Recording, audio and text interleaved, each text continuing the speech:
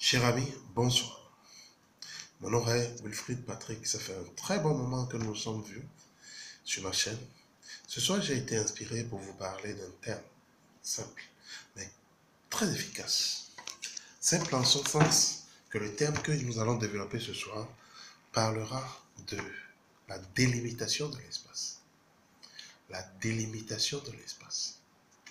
La plupart du temps, nous entreprenons, nous faisons des choses sans délimiter l'espace que ces choses-là doivent occuper dans notre vie.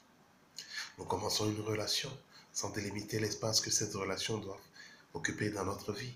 Nous commençons une construction sans délimiter l'espace que cela doit construire dans notre vie. Nous commençons un enseignement, nous nous engageons donc nous nous retrouvons dans des engagements, dans des projets, dans des choses que nous entreprenons, mais sans pour autant prendre la peine de se poser les bonnes questions et de voir ce que cela occupera dans notre vie. Ce soir, je viens vous dire un principe simple. S'il est vrai que Dieu dit, sitôt que la volonté de l'homme est d'être avec Dieu, il s'y trouve déjà. Ce n'est pas moi qui le dis. Il dit, si vous pensez que Dieu est dans les cieux, les oiseaux y sont plus proches que vous. Si vous pensez qu'il est dans la terre, les poissons de la mer y sont plus proches que vous. Mais sitôt que l'homme pense qu'il est dans le royaume de Dieu, il y est déjà. Mais le royaume de Dieu est un royaume d'ordre, de principe, mais qui doit être activé par votre volonté. C'est un fait. Cette volonté, Dieu l'a manifestée. Et comme il le dit si bien dans Genèse, il dit, j'ai créé l'homme de la boue et j'ai soufflé dans ses narines pour lui donner vie. Le souffle de Dieu a donné vie à l'homme. L'homme, quand il a été créé, a été nommé père de la création. Chez nous, on dit Beto, Be pour dire la vie, To pour dire père de la création. Mais qu'est-ce qui se passe? Un principe, une règle, des principes et des règles ont été observés par le Créateur pour créer l'homme à son image et à sa ressemblance. Mais aujourd'hui, l'homme ne veut plus rien respecter, mais il veut voir se manifester la gloire de Dieu dans sa vie. Ne voyez-vous pas que ce serait vraiment absurde, impossible, de pouvoir voir se manifester cette règle? Peut-on dépasser la loi si entre-temps on n'est pas d'abord en mesure de la respecter? On peut comprendre, appliquer, vivre et devenir et transcender cette loi. Parce qu'au-delà de la loi, certes, il y a la loi de l'amour. Mais pour atteindre l'amour, il faut d'abord commencer par respecter la loi.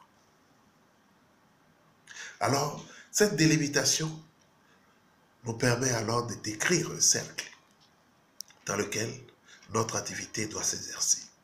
Il y a un exemple simple que je prends. Quand vous devez construire votre maison, vous avez votre parcelle, vous avez vos dimensions. Est-ce que vous avez le droit de casser les murs du voisin et d'installer votre jardin ou d'installer votre barbecue, bref, tout ce que vous voulez, mais dans le domaine qui appartient au voisin? Pas du tout. Vous vous arrangez pour que l'espace qui est vôtre puisse recevoir, vous permettre de créer tout ce dont vous avez besoin. Et si cet espace ne vous suffit pas, vous trouvez alors des stratagèmes. Vous faites des propositions, vous rachetez d'autres terres pour élargir votre domaine. C'est dit que quoi? Dieu, avant la création de ce monde, a commencé par déterminer l'espace dans lequel son œuvre devait se déployer.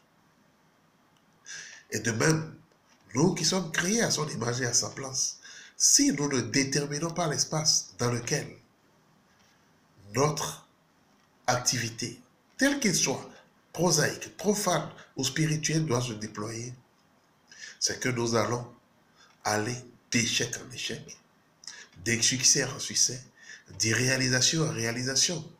Et nous allons tout faire de trouver que les autres, ce sont toujours eux qui nous empêchent de réaliser qui nous sommes véritablement. Mais à la vérité, commençons par respecter les principes basiques. Pour construire votre maison, par exemple, la première des choses à faire, c'est de commencer par clôturer la parcelle, par délimiter l'espace dans lequel doit se dérouler votre œuvre. Cet acte simple, pour ne pas dire simpliste, vous permet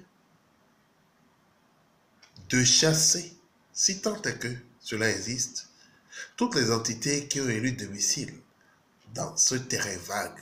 Parce que dès qu'il est cerné, dès qu'il est déterminé, dès que vous tracez un cercle, dès que vous tracez un carré, bref, dès que vous tracez un espace fermé, les forces se répartissent automatiquement pour vous